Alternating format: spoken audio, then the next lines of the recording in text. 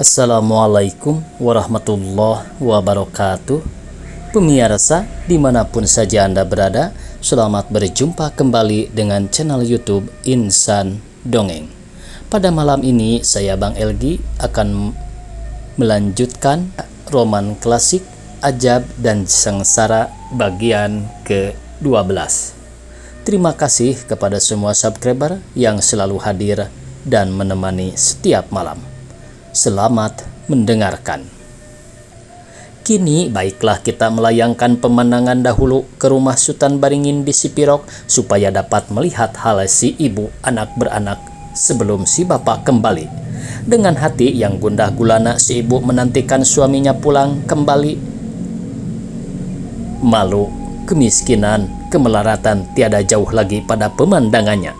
Malu melihat orang banyak, miskin karena keadaan telah licin tandas, ada yang tinggal, harus dibagikan kepada baginda mulia.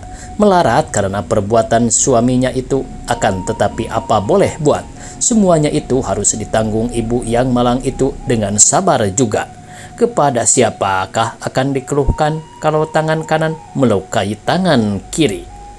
Demikianlah ia berpikir pada suatu petang ketika matahari hampir terbenam.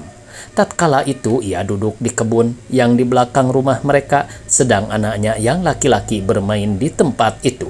Maryamin yang berumur 12 tahun itu lagi mengerjakan pelajarannya yang dibawanya dari sekolah.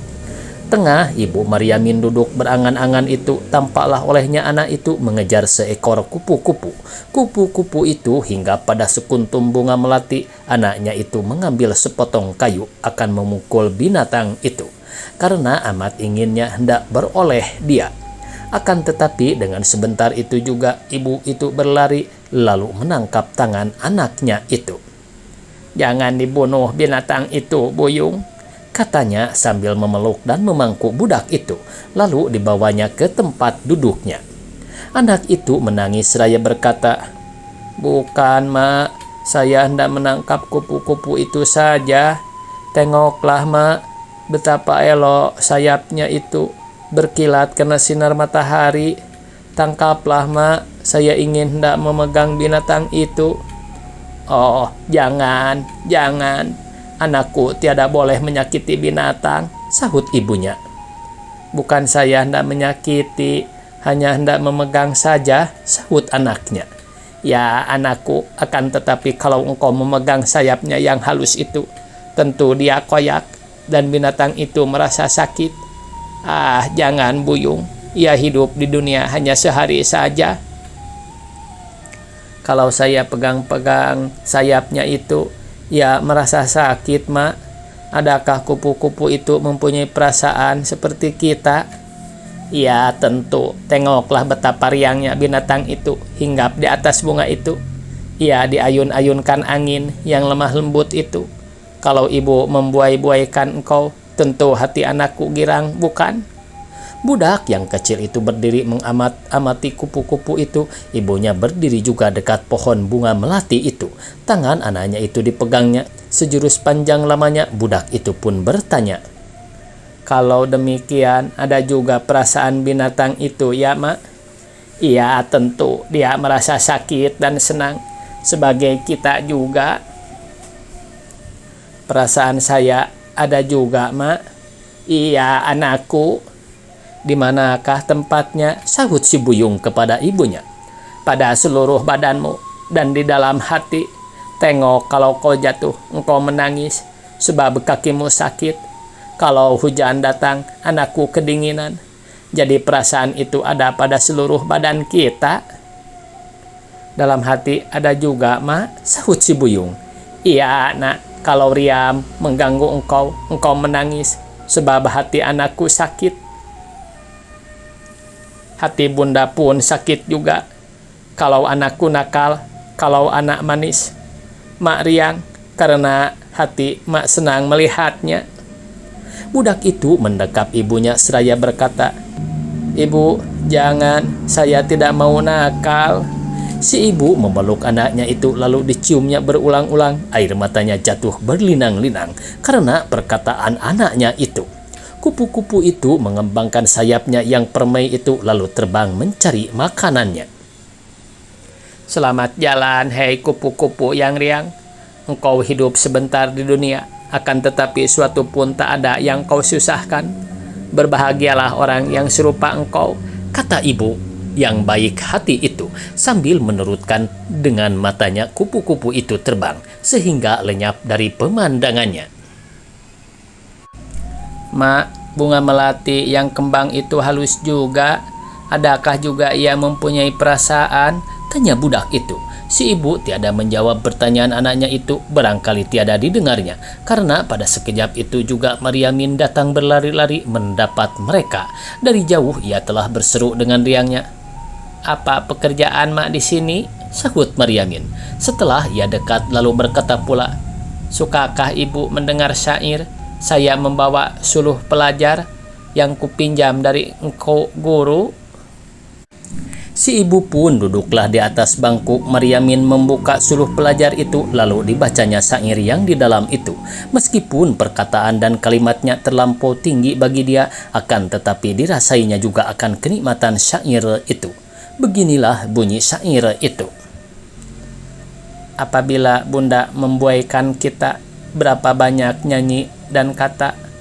Besarlah buyung, intan permata, buah hati permainan mata, buah hati pengarang jantung, tempat bunda mengatakan untung, dunia akhirat tempat bergantung, harapan bunda janganlah buntung. Ya Allah, ya Allah, Tuhan semesta, anakku jungjung bagai mahkota, akan pakaian permainan mata, pengganti gelang cincin permata, anakku kandung emas dan urai, biarlah sama terjun di ngarai. Habis daging, tulang berkirai, tandanya bunda enggan bercerai. Bunda tak suka cerai dan genggam, biar ke laut ke gunung kerang, meskipun dalam tohok dan perang. Penghabisan kasih anakku seorang, jerat semata oleh bunda kandung, waktu panas tempat berlindung, waktu hujan keganti tudung, harapan bunda janganlah kudung, putus tak ada akan penghubung, ke langit rasanya bunda membumbung, bak rumah tiris tidak berabung, bagaikan padi tak berlumbung. Habislah bulan, tahun berganti, besarnya anak dinanti-nanti, perintah bunda anak turuti, dari sekarang sampai ku mati. Besarlah anak bundaku julang, anak mencari apa yang hilang, pada masa kurang tempat menyelang, yang jauh ia akan menjelang. Haraplah bunda, anak dak ingat, apa yang di dada bunda tersurat, biarpun tuan di dunia melarat, asal selamat dalam akhirat. Pada waktu itu matahari yang menerangi alam itu pun sudahlah masuk ke balik si buale-buale. Rupanya telah payah, sedang makhluk yang mendiami bumi itu pun telah bercintakan hari malam, supaya ia berhenti melepaskan lelahnya. Angin gunung yang lemah dan sejuk pun bertiuplah, membawa udara yang harum dan wangi serta dengan segarnya.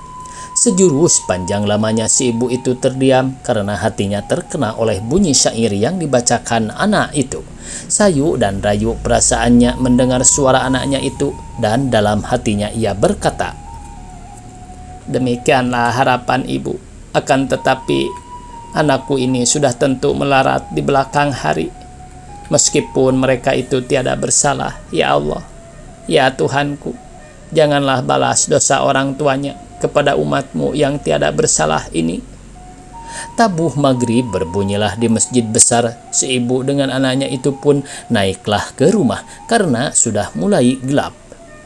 Kota Sipirok suatu pun tiada perubahan, akan tetapi dalam rumah tangga Sultan Baringin sebagai siang dengan malam pertukarannya. Di manakah rumahnya? Karena rumahnya yang dahulu itu telah didiami orang lain. Itulah rumahnya, yaitu rumah bambu yang di pinggir sungai itu. Suatu perubahan yang tak mungkin rupanya, karena seminggu yang lalu mereka itu masih diam di rumah yang besar serta dengan bagusnya. Itu memang benar karena baru Sultan Baringin pulang dari Padang, segala hartanya yang tinggal sudah terserah kepada yang berhak. Rumah dan barang-barang sudah terjual akan pembayar hutang. Sekarang terpaksalah mereka itu anak beranak membawa periuk, piring 2-3 buah ke rumah kecil yang di tepi sungai itu. Sungguh amat kasihan. Dahulu tinggal di gedung besar, sekarang dalam pondok kecil dan bambu. Perkakas dan perhiasan rumah yang dahulu itu telah hilang. Hanya yang buruk-buruk sajalah yang tinggal. Sekarang baiklah kita masuk ke dalam pondok kecil itu, akan mempersaksikan pertukaran yang amat besar itu. Seorang laki-laki tidur di atas sebuah tikar pandan, bantal penghalang kepalanya hanya sebuah serta dengan kotornya, dan selimutnya pun telah koyak-koyak karena tuanya. Lihatlah bagaimana kurus dan pucatnya orang yang tidur itu. Sudah tentu dia itu orang sakit, matanya ditutupnya, akan tetapi ia tiada tertidur. Dadanya turun naik karena napasnya yang kencang itu alamat orang itu sakit panas. Peluhnya mengalir di mukanya, sebentar-sebentar dihapus seorang perempuan yang duduk dekat kepala si sakit. Dengan sehelai sapu tangan, dengan suara yang mengeluh, si sakit meminta air, akan memuaskan dahaganya. Diri kehausan, baiklah diri minum obat ini, karena dia itu pun dingin juga. Kalau Kakanda meminum air banyak-banyak, tentu tiada baik, karena badan Kakanda masih hangat, sahut perempuan itu dengan suara yang lemah lembut. Tak usah Adinda lagi membagi Kakanda obat. Kakanda sudah jemu di dunia ini. Lagi pula penyakitku tak akan baik lagi. Baiklah Adinda, menyenangkan hatiku, kata orang sakit itu perlahan-lahan. Perempuan itu tiada menjawab, hanya air matanya yang menitik ke atas bantal orang sakit. Benarlah rupanya aku ini orang yang malang. Kalau suamiku ini meninggal, apalah jadinya nasib kami anak beranak, pikir perempuan itu dalam hatinya. Ia pun termenung-menung, tiada memandang ke kiri dan ke kanan, matanya melihat ke arah dinding saja. Akan tetapi suatu pun tak ada yang tampak olehnya, karena mata hatinya meninjau ke muka, ke tempat yang jauh, yakni halnya yang akan datang. Adalah ia melihat jalan kehidupannya makin lama makin sempit dan berbatu-batu pula. Sekarang temannya dalam perjalanan itu akan meninggalkan dia. Wah, betapakah jadinya dia anak beranak, sedang tempat mengadu pun tiada lagi. Sambil berpikir-pikir demikian itu, tiadalah diketahuinya air matanya jatuh bertitik-titik sebagai air mayang nau baru dipancung. Orang sakit itu membuka matanya, kesal serta sedih rasa hatinya karena tahulah ia yang disusahkan istrinya itu. Melihat muka yang muram serta air mata yang berlinang-linang itu, hancurlah hati laki-laki yang keras kepala itu. Ia segan akan berkata, matanya dipejamkannya kembali serta ia mengenangkan perbuatannya yang sudah-sudah itu. Siapakah yang sakit itu? Tak lain daripada Sultan Baringin, dan perempuan yang menjaganya ialah istrinya. Baru ia datang dari perjalanan, dan sesudah harta bendanya jatuh ke tangan orang, ia pun jatuh sakit. Penyakitnya itu bertambah-tambah, meskipun istrinya sudah bersungguh-sungguh mencarikan obat ke sana-sini. Asal mula penyakit Sultan Baringin itu mungkin karena duka cita yang sudah terlampau. Sebagai katanya tadi, lebih sukalah ia mati daripada hidup menanggung malu dan kemelaratan yang besar itu. Sungguh pun obat diminumnya juga, akan tetapi tak adalah ia mengharapkan akan baik kembali. Ya, benarlah yang demikian itu, ia pun telah merasa ajalnya sudah dekat. Sultan Baringin amatlah sengsaranya. Dia seorang bangsawan dan hartawan, sekarang menjadi hina dan dina di mata orang.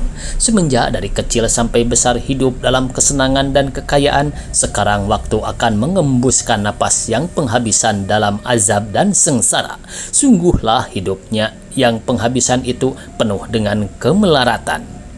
Akan tetapi kepada siapakah akan disesalkan karena sekaliannya itu? kesalahannya sendiri. Bujuk dan rayu dibuangnya ke belakang saja, tegur dan nasihat tak dipedulikannya. Di antara kaum keluarganya jauh dan dekat, seorang pun tiada yang bersalah. Ya, cuma seorang sajalah tempat dia menyesal, yakni ibunya, yang mendidik jadi anak manja. Kalau sekiranya ia tiada memanjakan semasa hari mudanya, barangkali dia tiada semelarat itu. Tetapi ya sudah terlanjur, besarlah tanggungan ibu dan bapak. Kalau anak yang diserahkan Tuhan itu kepada mereka, binasa budi pekertinya. Nuria, seru Sultan Baringin dengan suara yang hampir-hampir putus. Perempuan itu terkejut serta memandang suaminya. Berilah aku air barang sedikit. Tiada tertahan olehku panasnya ini. Kerongkonganku sudah kering dan lidahku pun rasa terbakar. Dengan perlahan-lahan perempuan itu memberi minum suaminya. Si sakit itu pun berkumur-kumur lalu minum. Matanya tiada lepas dari muka istrinya itu, tetapi sepatah kata pun tiada keluar dari dalam mulutnya. Kemudian ia pun menyapu air matanya. Pilu rasanya hatinya melihat istrinya, kawan sepenanggungannya itu. Nuria,